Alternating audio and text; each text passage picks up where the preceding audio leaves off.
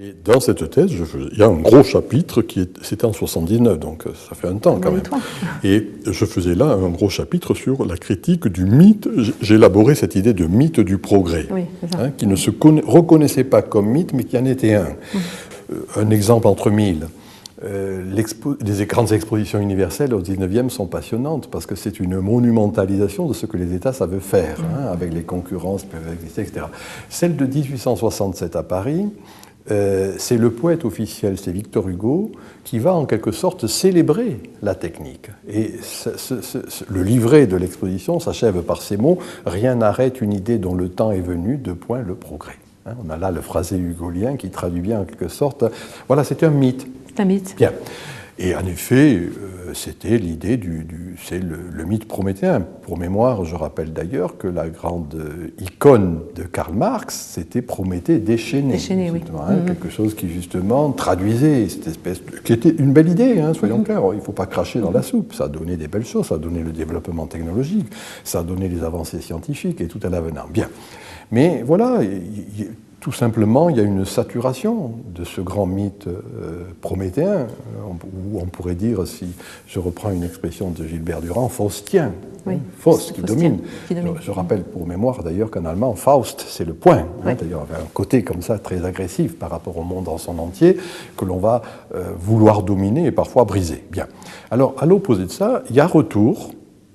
Et là aussi, moi j'avais écrit au début des années 80 un livre sur l'ombre de Dionysos, oui. Retour de la figure dionysiaque, qui est une figure androgyne, qui est une figure, si vous voulez, c'est un dieu qui est chtonien, non pas un dieu simplement ouranien, mais autochtone, chtonos. Donc il est nocturne. Et bien sûr, c'est une des expressions pour moi de ce régime nocturne. Mais je répète, chtonien, autochtone, c'est-à-dire qui est de cette terre-ci, enracinée, et en même temps avec la dynamique que l'on voit. Or, est-ce que ça confirme ce que vous voyez aujourd'hui, vous qui analysez cette formation de tribu en anthropologue, en sociologue, ce retour de Dionysos qui est aussi un dieu, effectivement qui est androgyne, hermaphrodite, qui se déguise et qui conduit toujours à la transe finalement et qui invite à la transgression? Est-ce qu'il vous semble qu'on est dans une phase dionysiaque aussi parce qu'on est dans une phase transgressive, mais qui libère, qui autorise? Oui et non. Oui, parce que c'est ce que j'allais vous dire. Les recherches qu'on peut faire sur les jeunes générations en particulier, c'est quand même quelque chose qui est dionysiaque. Dans les grands affoulements sportifs, musicaux, consommatoires, etc., religieux, voire religieux, la religiosité en est une expression, c'est vraiment le retour de Dionysos. Moi j'avais dit l'ombre de Dionysos s'étend sur les mégapoles postmodernes. Vous voyez, quelque chose de cet ordre. Et on le voit en effet dans ces pratiques juvéniles qui, sans connaître le mythe, le vivent. Et c'est intéressant, petit indice entre bien d'autres, de voir combien de groupes musicaux, par exemple, vont prendre ce nom de Dionysos alors qu'ils ne connaissent pas véritablement le mythe, même pas du tout.